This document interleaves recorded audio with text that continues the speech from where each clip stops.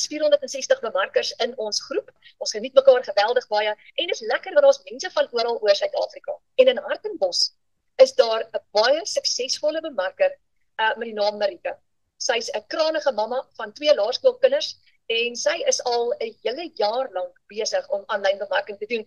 Sy het vir my laat weet hierdie week is haar anniversary in aanlyn bemarking met die Legacy Folder program. Sy is 1 jaar al in besigheid. So hier is 'n suksesvolle bemarker wat gestout is en presies weet wat om te doen en wat om nie te doen nie. En ek gaan haar gou aan die woord stel om so 'n klein bietjie met julle te gesels oor haar journey en hoe het sy hierdie afgelope jaar in die online space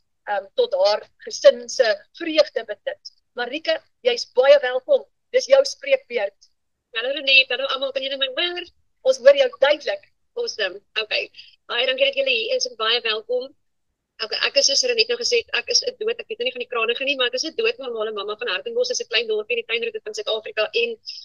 ek was vir 8 jaar lank, ons noem onsself 'n tydelike enkelmamma. My man het oor see gewerk, hy was op die H2A program gewees en ek moes mamma en pappa wees vir 8 jaar lank, 9 maande van elke jaar. En ek wou nooit afhanklik wees van enige iemand se inkomste nie. Ek wou independent wees, kies vir my mengels.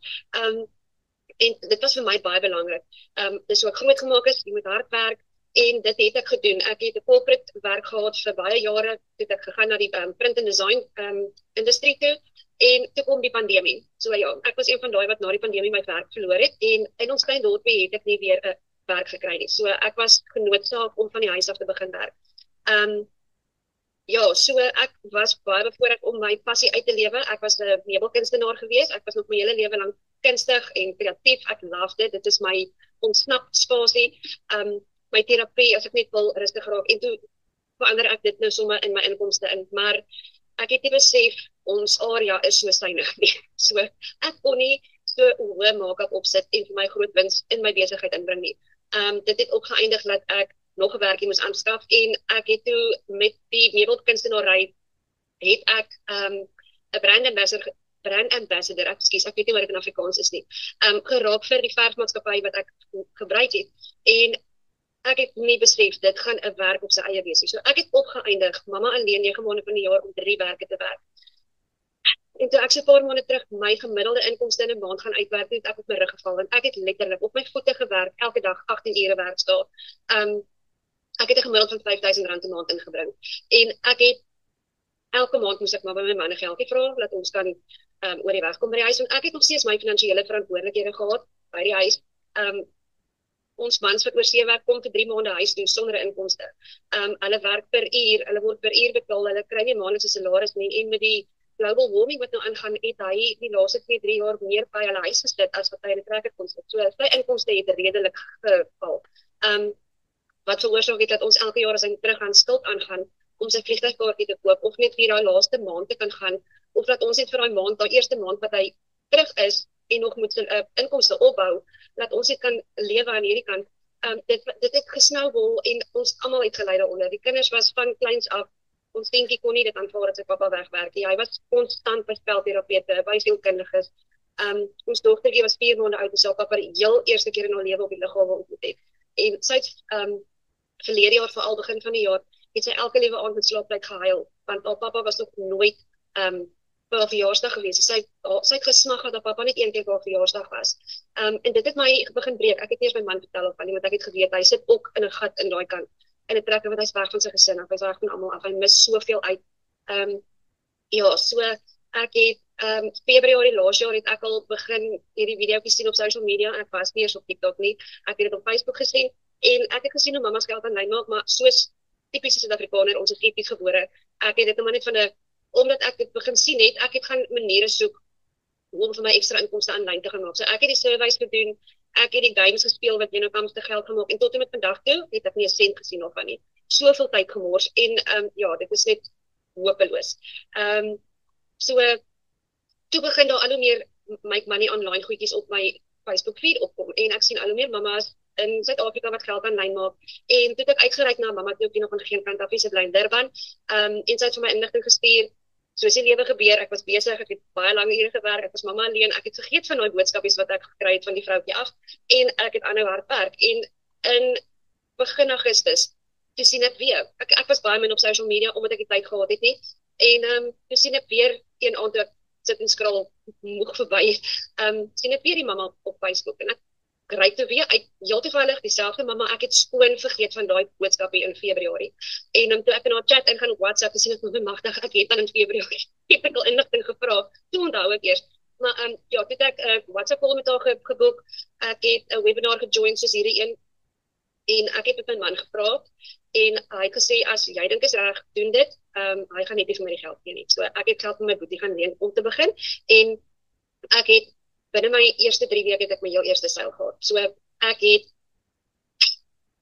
van daar af konstant begin seils inkry, sodat ek kon upgrade, ek het nie bo begin nie, ek het 'n week later het ek ge-upgrade, en met die seils wat ek gemaak het,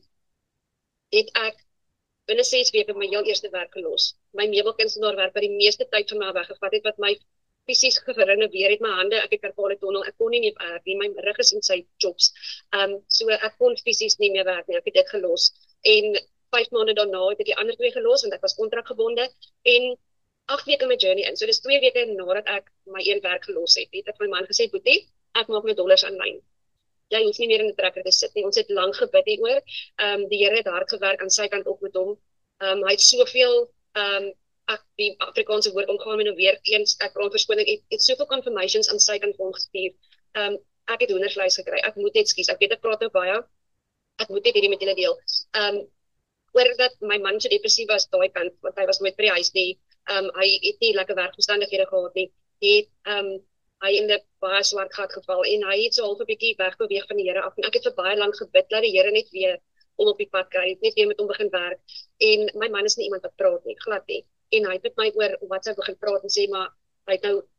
hierdie gospel liedjie gehoor, dis so mooi, en ek het vir die liedjies aangestuur, en so die Here met hom begin werk, en hy het 'n ouetjie op Facebook raak geloop, wat preke doen, en hy het hom gefollow, en hy het deel geword van 'n H2A WhatsApp groep, wat 'n pastoor begin het, juis vir die H2A ouens, en daai jaar toe hy terugkom, toe is daar 'n nuwe jaar diens gewees hier in Hartenbos, groot storie, ons is soon toe, en na die tyd het hulle gereël vir H2A braai, vir 'n klomp manne, en ek het die 2 dae voor oujaar het ek hom gesê, maar iets werk nog nou al baie lankie binne my, dat ek wil groot gedoop word, en so praat ons daaroor, kom het gaan, en met die braai, staan ons in 'n sirkel, en ons sê dankie vir die kos, en ons sluit af, en ek sien oorkant ons staan 'n man, en hy fluister iets vir die pastoor, en ons gaan aan, ons skep ons kosies in, daar's die plek aan ons tafel, ons hele familie was daar, dit was ons al 4 ons kinders, ek het 2 kindertjies saam met my man, en dan het hy 2 kinders uit sy vorige huwelik, groot kinders uit die skool uit, en niggie, neefie, boyfriends, girlfriends, die tafel was vol, was die plek vir ons 2 nie, so ons gaan sit toe alleen by die tafel, en die man wat in die pastoor se oor gefluister, kom sit ook aan ons, en hulle kry ook die plek nie, so gesels ons, en ons praat oor my man, wat nie weer gaan teruggaan nie, maar ons weet nie of die regte ding is nie, hy struikel so 'n bietjie, hy weet nie mooi nie, en kyk ons sommer weer hoendervleis, sê die pastoor vir sy vrou, die man vir sy vrou,